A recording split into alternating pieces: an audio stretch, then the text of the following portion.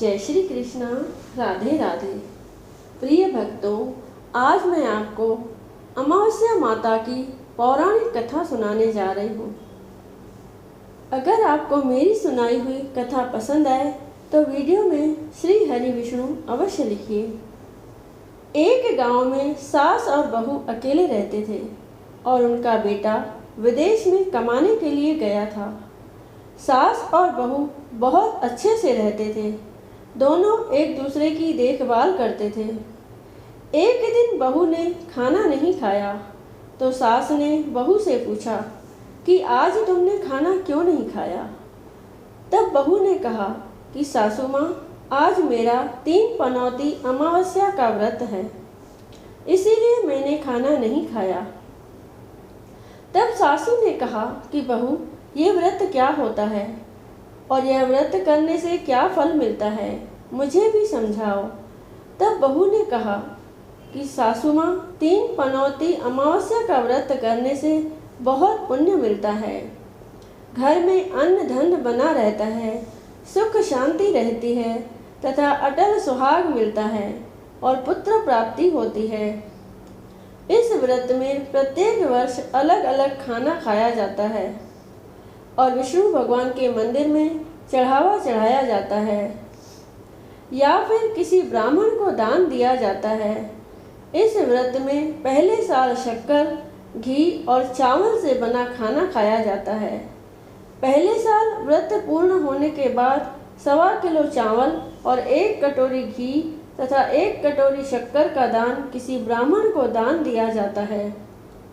दूसरे साल जौ, घी और शक्कर से बना खाना खाया जाता है।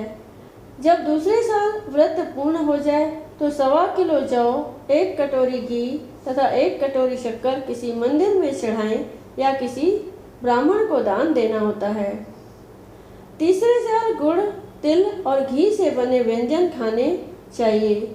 जब तीसरे साल व्रत पूर्ण हो जाए तो आधा किलो तिल, गुड़ तथा 1 कटोरी घी किसी मंदिर में चढ़ाया जाता या किसी ब्राह्मण को दान दिया जाता है। इसे ही 3 पनौती अमावस्या व्रत कहा जाता है। फिर बहू ने कहा कि इस व्रत का अगर संकल्प लेते हैं तो इसे पूरा करना जरूरी होता है। अगर पूरा नहीं कर सकते हैं तो सास बहू में झगड़ा और घर में अशांति आती है। तब सासू ने कहा कि मेरी तो उम्र हो गई है, लेकिन तुम यह व्रत करो। और बहू यह व्रत का आरंभ करती है। लेकिन एक दिन बहू ने किसी के कहने पर गेहूं से बनी रोटी खा ली और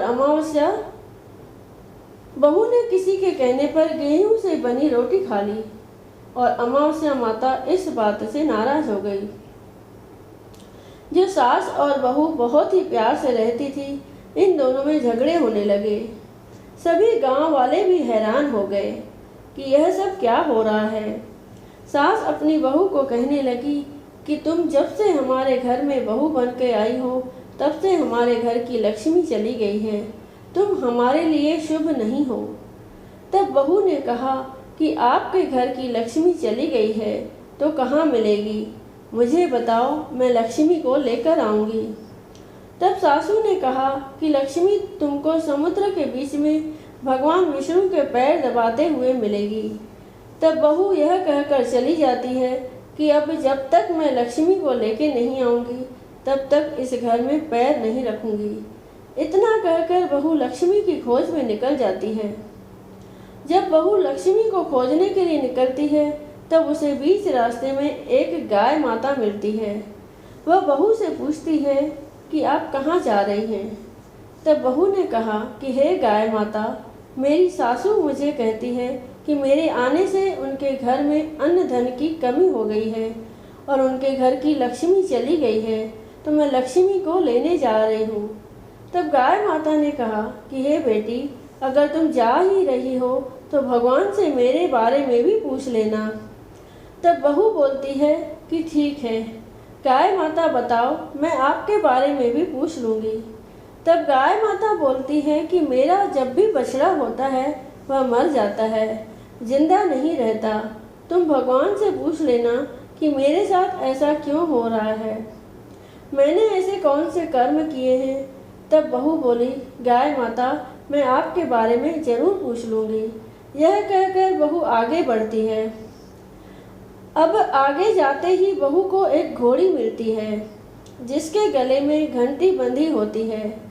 घोड़ी ने भी कहा कि बेटी, तुम मेरे दुख का निवारण भी भगवान से पूछ लेना। तब बहू ने कहा, जरूर पूछ लूँगी। यह कहकर बहू आगे बढ़ती है।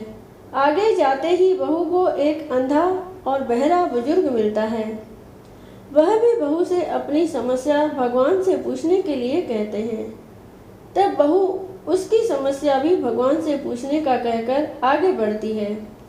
आगे जाते ही बहू को एक बूढ़ी औरत मिलती है जो हाथ और पैर से अपाहिज होती है। वह भी बहू से अपनी समस्या भगवान को पूछने के लिए कहती है। तब बहू उसकी समस्या को भी पूछने के लिए तैयार हो जाती है और आगे बढ़ जाती है। आगे जाते ही बहू थक जाती है और एक आम के पेड़ के नीचे बैठ जाती है। तब आम का पेड़ खुश होकर बहू से पूछता है कि बेटी, तुम कहाँ से आई और कहाँ जा रही हो? तो तब बहू बताती है कि वह लक्ष्मी को लेने जा रही है। तब पेड़ भी अपनी समस्या भगवान से पूछने के लिए कहता है कि मेरे पेड़ पर लगे आम खट्टे ही क्यों होते हैं? इस बारे में भगवान से जरूर पूछना। तब बहू उसकी समस्या लेकर आगे बढ़ती है। आगे जाते ही बहू को एक तलाई मिलती है। वह भी बहू को बताती है कि तुम भगवान से पूछना कि मेरे तलाई का पानी इतना मैला क्यों है? कोई भी इसे नहीं पीता है। तब बहू कहती है, जरूर पूछ लूँगी, और कहकर आगे बढ़ती है। बहुत दिन जंगल में चलते चलते बहू थक जाती है। उसे भूख भी लगी होती है, लेकिन खाने को नहीं मिलने से वह थक जाती है और जंगल में बेहोश हो जाती है। उसी समय भगवान विष्णु और माता लक्ष्मी वहाँ विचरण करते हुए आते हैं। तब माता लक्ष्मी विष्णु से कहती है कि हे नाथ, यह आपकी बहुत बड़ी भक्त है, आप इसके दुखों का निवारण करो। तब भगवान विष्णु कहते हैं कि इस संसार में बहुत जीव दुखी हैं, सभी अपने अपने कर्मों का फल भोग रहे हैं, किस किस के दुख का निवारण मैं करूं? तब माता लक्ष्मी ने विष्णु से विनती की और कहा कि वह भूखी प्यासी है और इसे यहाँ अगर ऐसे ही छोड़ दिया तो जंगली जानवर उसे अपना शिकार बना देंगे। माता लक्ष्मी की बात सुनकर भगवान विष्णु एक साधु का वेश धारण करते हैं और बहू के पास जाते हैं और होश में लाते हैं। बहू के होश में आते ही साधु वेश में भगवान उससे पूछते हैं कि वह यहाँ क्यों आई है और कहाँ जा रही है। तब बहू पूरी बात बताती है। उसकी बात सुनकर भगवान विष्णु और माता लक्ष्मी प्रकट होते हैं। उनके साथ अमावस्या माता भी प्रकट होती है। बहू उनके चरणों में गिरकर वंदन करती है। अमावस्या माता बहू को कहती है कि बेटी, तूने मेरे व्रत को खंडित किया है, इसी की सजा मिली है तुम्हें, लेकिन अब मैं तुम्हें माफ़ करती हूँ और तुम घर जाओ। तुम्हारा घर अन्न धन से संपन्न होगा, तुम्हारा घर सुंदर महल में बदल जाएगा और तुम्हारी सभी मनोकामना पूर्ण होगी। यह सब होने के पश्चात बहू रास्ते में जो भी मिला उन सभी के दुखों का निवारण करने के लिए विनती करती है। तब भगवान विष्णु बोलते हैं कि गाय ने कभी अपना दूध किसी को नहीं पिलाया, उस वजह से उसके बछड़े जिंदा नहीं रहते हैं। तुम उसका दूध पी लेना, जिससे उसके बछड़े जिंदा रहने लगेंगे। घोड़ी पिछले जन्म में आटा पीसने वाली महिला थी। वह किसी को आटा पीस के नहीं देती थी, इसलिए उसके गले में चक्की के पाट बंधे हुए हैं। तुम उसके पाट खोल देना, वह बिल्कुल ठीक हो जाएगी। बुजुर्ग कभी भगवान के मंदिर नहीं गया और ना ही उसने कभी भगवान के भजन सुने। तुम उसको मंदिर ले जाना और दर्शन करवा देना, वह ठीक हो जाएगा। बुजुर्ग महिला जो थी, उसने कभी भी अपनी जवानी में दान पुण्य नहीं किया, इसीलिए उसे यह सजा मिली है। तुम उससे दान करवा देना तो उसकी विकलांगता दूर हो जाएगी। उस आम के पेड़ ने कभी किसी बच्चे को अपने आम खाने नहीं दिए, इसीलिए उसके सभी आम खट्टे होते हैं। तुम उस पेड़ का आम खा लेना, फिर उस पेड़ पर मीठे आम आएंगे। तलाई का पानी पिछले जन्म में देवरानी जेठानी थी, वह हमेशा झगड़ती रहती थी, इसके लिए उसका पानी मैला है। तुम उसका पानी पी लेना, वह तलाई शुद्ध हो जाएगी। बहू ने भगवान विष्णु, माता लक्ष्मी और अमावस्या माता को नमन करके घर जाने के लिए निकलती है और रास्ते में उसे जो जो मिला उनके सभी समस्या भगवान ने कहा अनुसार दूर करती गई। सभी उसे आशीर्वाद देते हैं। घर जाते ही उसका घर एक सुंदर महल में परिवर्तित हो जाता है तथा घर में अन्न धन भरा मिलता है। अब बहू सास से कहती है कि सासू माँ, आपने सच कहा था, मैं आपके लिए शुभ नहीं हूँ। मेरे जाने से ही आपके घर में लक्ष्मी आई है। अब आप यहाँ रहें, मैं मरने जा रही हूँ। तब सासू ने कहा कि बेटी, यह सब तुम्हारे पनौती अमावस्या व्रत का फल हमें मिला है। तुम यहाँ पर ही रहोगी, कहीं नहीं जाओगी। और सास बहू खुशी खुशी रहने लगे। एक दिन उसका बेटा भी विदेश से आया और घर में यह सब देखा। तब उसकी माँ ने सब बात बताई। इस तरह वह लोग खुशी खुशी रहने लगे।